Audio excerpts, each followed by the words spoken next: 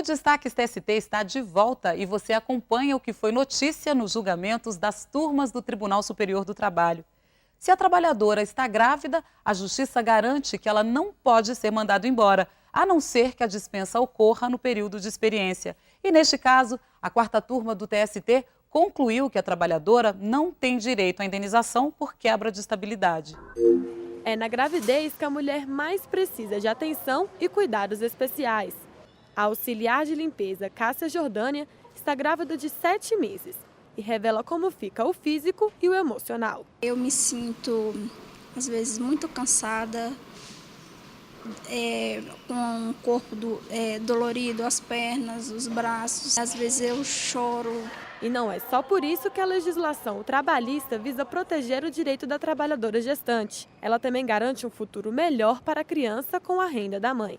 A CLT prevê estabilidade a toda empregada gestante, desde a confirmação da gravidez até 5 meses depois do parto. A trabalhadora ainda tem direito a 120 dias de licença maternidade sem desconto no salário.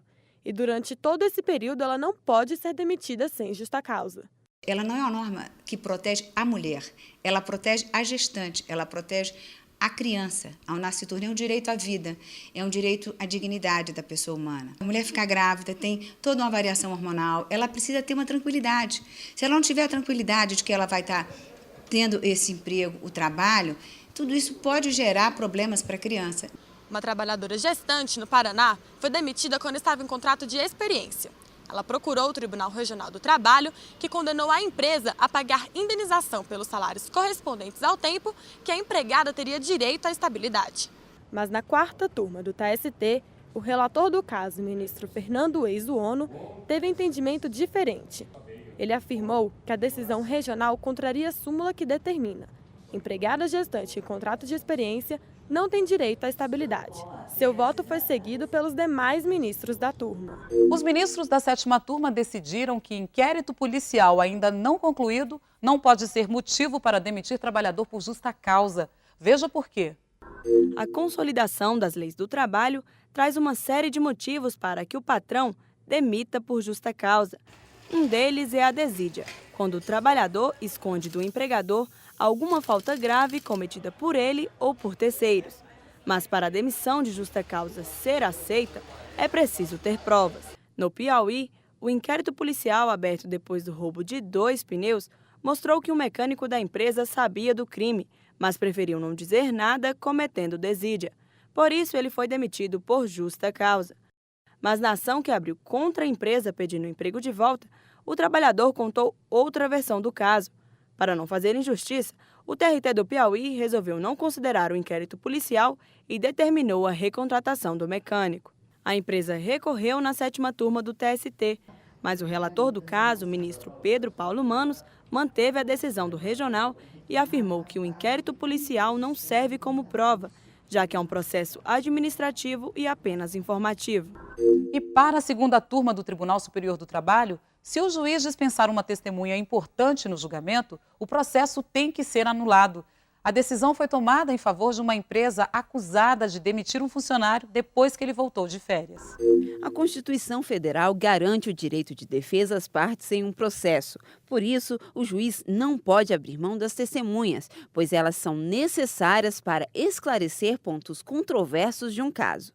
Com base nesse entendimento, a 2ª turma do TST anulou a condenação de uma empresa de combustíveis do Rio Grande do Sul, processada por um ex-empregado após ser demitido ao retornar das férias. Na audiência, o juiz de 1º grau impediu a participação de uma das testemunhas da empresa e, mesmo assim, continuou o julgamento.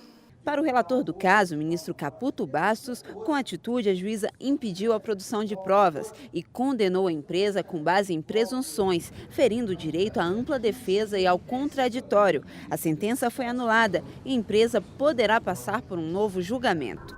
Uma música obscena cantada nas comemorações de aniversário dos funcionários de uma empresa baiana rendeu a um deles o pagamento de indenização no valor de R$10 mil por danos morais. A decisão foi da 8ª turma. Para descontrair um ambiente de trabalho, nada melhor do que brincadeiras entre colegas. Mas a descontração não pode passar dos limites e nem humilhar. Para esta psicóloga, quando isso acontece, é preciso ficar em alerta. Essas situações reduzem a autoimagem, a autoestima e a autoconfiança do trabalhador. Este advogado diz que o trabalhador que se sentir prejudicado pelas brincadeirinhas de mau gosto pode procurar a justiça e pedir uma indenização por dano moral. O trabalhador, quando se sentir agredido por tais brincadeiras, deve recorrer ao judiciário, procurando fazer com que tais atitudes de seu empregador sejam analisadas por esse poder e que possam ser impostas sanções a esse empregador, visando ser banida esse tipo de atitude nas empresas. Na Bahia, o Tribunal Regional do Trabalho condenou uma distribuidora de bebidas a indenizar um empregado que se sentiu constrangido com as piadas no ambiente de trabalho. O trabalhador alegou que era ofendido e que sofria pressão para cumprir as metas de vendas impostas pelo chefe. Mas o que fez mesmo o funcionário ganhar a causa na justiça foi uma música com letras obscenas cantada durante o aniversário dele na empresa. A brincadeira custou caro. Agora a empresa vai ter que pagar uma indenização no valor de R$10 mil por danos morais. A empresa recorreu ao TST, alegando que a brincadeira não tinha caráter ofensivo e era cantada para todos os aniversariantes. Mas, por unanimidade, os ministros seguiram o voto da relatora, ministra Dora Maria da Costa. Ela ressaltou que a empresa, na figura de seus gerentes e supervisores, agiu com abuso de direito, humilhando o empregado no ambiente de trabalho. Assassinado durante o expediente foi o que aconteceu com o motorista de uma empresa de ônibus em Belo Horizonte. Agora, a família dele vai receber indenização imposta por decisão da segunda turma do Tribunal Superior do Trabalho. Registrar e controlar saídas e intervalos de ônibus na hora certa é a função do controlador de operações. Mas em meio a tanto movimento, manter a calma é essencial para que brigas não aconteçam. Em Belo Horizonte, um controlador de operações de uma empresa de ônibus discutiu com o motorista que atrapalhava a saída dos ônibus. No meio da confusão, o trabalhador levou um tiro e acabou morrendo. Na Justiça do Trabalho, a família exigiu que a empresa se responsabilizasse pelo acidente e foi atendida. O relator do caso na segunda turma do TST, ministro José Roberto Freire Pimenta, condenou a empresa a pagar indenização de R$100 mil por danos morais à família do empregado assassinado. Ele destacou que o acidente decorreu da atividade do trabalhador, já que ele tinha que controlar os horários dos ônibus. Se patrão e empregado não estão satisfeitos, o jeito é pôr um fim na relação de trabalho. E para isso, existem várias formas desse desligamento acontecer. Na matéria especial desta semana, entenda quais são os tipos de demissão e quais os direitos e deveres das partes quando o fim chega. O processo de desligamento de uma empresa pode ser pelo fim do contrato de trabalho, aposentadoria, em caso de morte, por decisão do empregador, por justa causa ou até por escolha do trabalhador. O patrão não queria que eu saísse, tal, mas tinha que sair de todo jeito, aí ele foi, tá bom, vou te dar as contas e você vai para a sua cidade natal, que é aqui, né? A empresa também pode fazer o mesmo. O empregador ele pode reincidir o contrato de trabalho a hora que ele quiser, né? E aí, por causa disso, né, que o empregado tem as suas proteções trabalhistas. No caso de demissão sem justa causa, o empregado tem direito às seguintes verbas: aviso prévio, que corresponde a 1 mês de trabalho, os dias trabalhados, 13º e férias proporcionais, 1/3 a mais sobre o valor das férias, multa de 40% sobre o FGTS e o seguro-desemprego, se tiver no mínimo 6 meses de trabalho.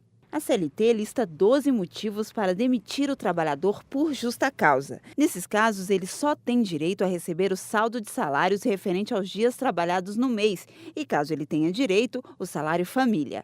Mas você sabe o que acontece quando é o empregador que comete falta grave? A solução nesse caso é procurar a Justiça Trabalhista e recorrer a um direito conhecido como rescisão indireta. Da mesma forma que o empregado pode ser demitido por justa causa em razão dele ter cometido uma falta grave, entre elas aquelas que estão elencadas no artigo 482 da CLT, da mesma forma, o empregado pode, alegando uma falta grave cometida pelo empregador, entre aquelas também elencadas no artigo 483 da CLT, pedir a rescisão indireta do contrato de trabalho. Segundo a ministra Maria de Assis Calcin, quando a rescisão indireta é reconhecida pelo Poder Judiciário Trabalhista, normalmente o funcionário tem direito a receber todas as verbas rescisórias, como se tivesse sido demitido sem justa causa.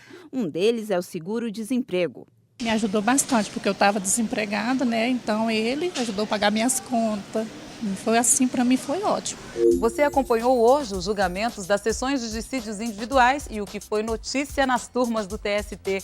Continue ligado na Justiça do Trabalho. Anote aí, pela internet em tempo real, tst.jus.br, pelo Twitter e pelos vídeos no youtube.com/TST. Muito obrigada pela sua companhia e o Destaque TST volta na semana que vem. Até lá!